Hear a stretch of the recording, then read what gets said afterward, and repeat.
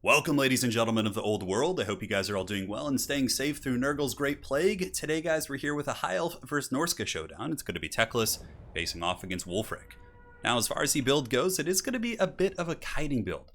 In my experience, yes, the High Elves do have some pretty good infantry quality, right? You have the Sword Masters, you have the Phoenix Guard, you have Silvern Guard, but pretty much what ends up happening, in my experience, very anecdotal. Some of you guys may have had better experiences, but against good Norscan players, they come in with a double Mammoth build, and a single Mammoth just annihilates all your infantry, and it seems to be pretty rough because they'll send in Marauders and Berserkers, which are relatively cheap infantry, and with Mammoth support, they just crump your infantry super hard, and I find it almost impossible to protect your archers. You kind of can do it. You can get Sisters of Avalor and, of course, get some nets and some monstrous support to protect them, but in my experience, builds like this have been a little bit more consistent. So it is going to be Quad Reaver Archer. These guys are excellent for poking down the Berserkers. They can also attack and fight the Skinwolves in combat if they have to. Reaver Archers are a very cost-effective unit. We got a couple Silver Helms, 4 in total. Silver Helms are very efficient here. On the charge, they do some devastating damage against Skinwolves, and compared to Empire Knights have a charge bonus of 48.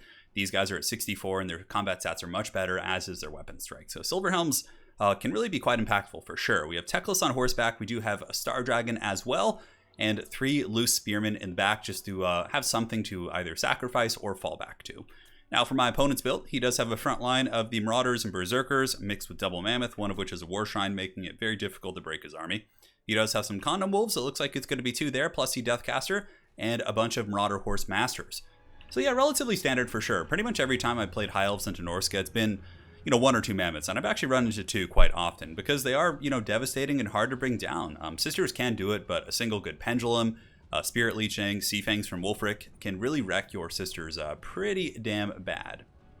Reaver Archers here, shooting downtown, going after the Marauder Berserkers, trying to get what value we can. So far, so good. Taking out these infantry definitely helps. Basic Marauders are much easier to kind of bunker bust down with Silver Helm charges. So the idea is that you use your Reaver Archers to push back their support elements, and then you charge in and just run down the Marauders if you can. But here the Horse Masters come in. Horse Masters do have 90 range and can't quite keep at range with the Reavers, who have 140, but here comes a blunt charge in the front, going in with these Silver Helms. This was a little bit ambitious. I do get countercharged pretty heavily by these guys, but at the end of the day, I'm okay leaving the Silver Helms there to fight for a moment, and they're getting some good damage on the Horse Masters and on the Marauders, so it's not the worst thing in the world. Also, you can see all 4 of our archers here are teeing off into Skinwolves, which is kind of being allowed to happen because of the sacrifice of these Silver Helms, but at the end of the day, that was probably a bit of a misplay. I got some decent damage on these troops, but I think my opponent comes out a little bit ahead by breaking those Silver Helms. However, you can see the Berserkers and the Skinwolves here have taken quite a bit of work. Here, there's going to be a Spirit Leech going down on Teclis for my opponent, but we do respond by casting a net of Ammonchok, which does apply the Kindle Flame. And then the Dragon Breath coming in, so 10.5 down to 9,000, so pretty good. Yeah, not bad damage for sure. I think going right over the Beast is better. Probably would have been able to get it down to 8,400, 8,500, an extra 600 damage, give or take, but it was a very quick situation. I was trying to react while the horsemen were out of position, and you can't get them all, man. You can't always score those juicy shots.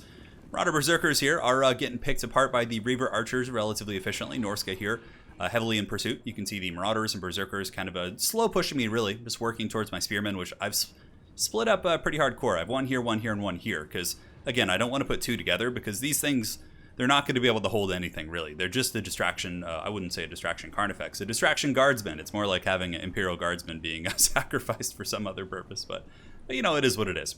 So we force back the Reavers and the Condom Wolves, and now from here, the Silver Helms are going to be hammering into the front. I think we also get the Reavers in combat. I can't quite remember, but we do get a pretty thunderous charge there and do some really big impact damage to the Berserkers, which are actually steady at this point, so we've gotten some good damage. And the Dragon just kind of waiting for its breath attacks, and still you can see we're getting some nice poke on this Norscan army. Yeah, I've tried so many times to fight the Norskans head-to-head with High Elves. Maybe I'm not good enough at doing that in general, but in my experience, every time they just overwhelm your front line. It's really hard to stop 2 big Mammoths, especially with the War Shrine, and they have 10,000 plus HP. A Star Dragon can feasibly stop 1, get in front of it, really block it down, but with the second one, you're going to be investing in Sisters and other expensive units. You can't really afford the monstrous mass to stop them, and I guess Fireborn kind of can, but really I find that my Fireborn Cavalry still take a lot of damage from Mammoths. So here we're just still shooting in. Ammunition starting to run a little bit sparse, which means we're going to be preparing for some showdowns at some point. So we'll be charging in once the ammunition does run low. But really it's about just maximizing the amount of damage you can do to the Norscan army before you have to engage. And the one thing that's a little bit rough for me in this situation is that his Condom Wolves here in the back, the Skin Wolves, are in good shape. I didn't kill any models, so they're potentially going to be healing back up to full health. But again, Silver Helm's coming in. We're finally able to break one of the Berserkers here. It looks like they should be breaking. I mean, that's a lot of damage. Negative 15 leadership, so those bad boys are broken. We get another charge from the Silverhelms in the front, hammering down those Berserkers, and the other third Silverhelm charges as well. So really punishing that front line. We also get a net and breath attack combo here on the Shaman Sorcerer, and we get him down to about half health. I was a little bit disappointed it didn't do more damage, but it is what it is. So the Dragon's going to be jumping in, helping out against the Silverhelms, but Norsca does push me back pretty efficiently. A lot of my Silverhelms do to pay the iron price there for their aggressive move, but it is also getting some of the Skinwolves to push forward. Really, for the Norscan player, if you're a Norscan player in this position, you pretty much just want to stay tight and just weather the storm.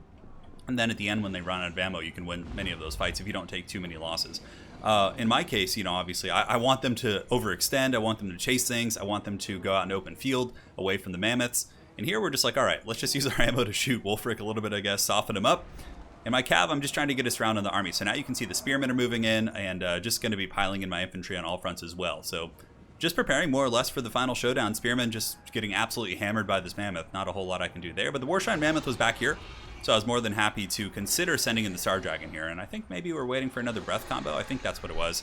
Yeah, so here comes the net. Net's going to be locking down Wulfric. Here comes the breath attack from the Star Dragon. 6.3 down to a whopping pretty good, 4,600. That is really solid, almost 2,000 damage there. And now we can send in the Star Dragon to attack here. 4,600, and the Star Dragon is very, very hard, especially with Kindle Flame still being active. We will get the bonus 22% fire damage. Nice little Sea Fang right there. He is able to bust up my poor Spearman right there. But the Star Dragon does have the Flaming Sword of Ruin, so he's hitting like an absolute linebacker. And just to give him some buffering against all this Norscan onslaught, we use a Fiery Convocation, which is going to come in and do a bunch of damage, roast all those Marauder Horsemen, and the Reaver Cav are going to be jumping in to really, collapse on those guys and potentially do some good, juicy damage. Marauders over here are broken as well. For the first time in the game, I was like, okay, we actually got some good stuff going for us here. The Shaman Sorcerer got low from Overcast damage, so he did Overcast a Spirit Leech and did hurt himself. Or actually, no, Overcasted a Doom and Darkness. That makes more sense because Overcasted Spirit Leech doesn't do more damage. It actually just gives you additional range. So in that case, he was just trying to, bunker bust my Reavers and get them off that fight, which it almost did. Star Dragon pushing in. Teclis going to be dropping a regrowth at this point. Trying to keep that big old Star Dragon going strong because it is pretty much my only thing I have against mammoths. And Skinwolves are pretty squishy. They only have 28 melee defense, so even Reaver, Cav, and Silverhelms on the charge can actually defeat them. Silverhelms can defeat Rat Ogres and Skinwolves on the charge, which is something a lot of people don't consider. They're actually a really, really cost-effective unit in the High Elf roster. So Reaver Archers charging in, hammering into the Marauder Horsemaster, should be able to win that combat quite handedly. And here's the big dragon. He does have the Giver of Glory on his mammoth. Look at that. Wulfric rocking the 62. But the Star Dragon's earned a couple chevrons this game due to the breath attacks and its sustained combat here versus the big old mammoth. Too bad it doesn't have any sync animations here. But value accrued so far is 2,000, which certainly feels quite good. We got the mammoth down to about 1,300, and we do have a full surround, having collapsed the Norscan Skinwolves with our Reavers and Silverhelms. From here, we should have a pretty easy follow-up to finish off the Warshine Mammoth, though it may take some time. The Warshine Mammoth does have really good leadership, by Norscan standards, but, the Star Dragon is able to fell Wulfric here, and now it's going to be jumping over to go after the big Warshine Mammoth. So there it goes. The dragon flies. The rest of the Norscan horde is chased down. Well played to my opponent. That was in a fun little series we had, a little practice series there, and, yeah, it was great. So obviously you saw the game I played against more with the Luminarch. That one should have gone up by now, and there's another one that'll be coming up sometime next week. So stay tuned for that. But yeah, super fun game for sure. It's a whole different style of play. I usually, I'm not very apt at playing this play style, but I have been enjoying High Elves because I found that my faction range, when I've been playing in a lot of best of fives in my Swiss League and other formats, it's been tricky. Only being really proficient with like 3 factions. I'm kind of like a jack of all trades at most factions. Like I can kind of play the basics, but I really want to specialize in one that's like really kind of can deal with undead. Because, Empire is my best faction. I can't really face undead terribly efficiently. Although you can face, and I mean counts. Because my Empire can beat Tomb Kings and Coast pretty consistently. But I really do struggle against counts quite a bit. So I wanted one faction that, like in a best of 5, I could whip out and just absolutely destroy vampire counts. High Elves, their bad matchups are probably Greenskins.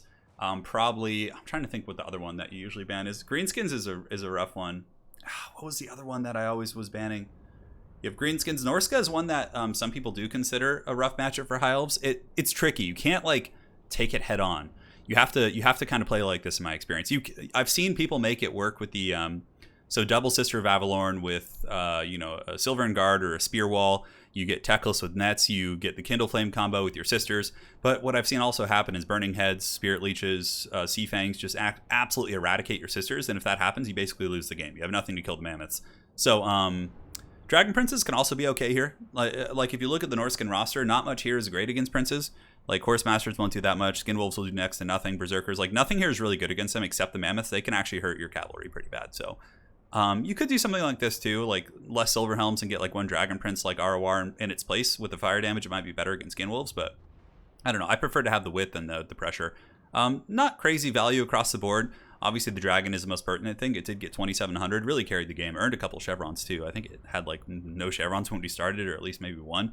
And it got there. For him, it was Wulfric. Wulfric did pretty good. And yeah, the Mammoth. It was a fun game. Well played more. Hopefully you guys enjoyed that bad boy. We'll be back trying to play some factions. I'm trying to learn. So I'll try and get some more Dark Elf content on the channel as well. That's one that I really, really need to kind of pick up on. Because man, oh man, I have no idea how to play them these days. All right, guys. Thanks for watching. Hopefully you enjoyed this High Elf versus Norsca game. And my friends, we will see you on the other side. Take care.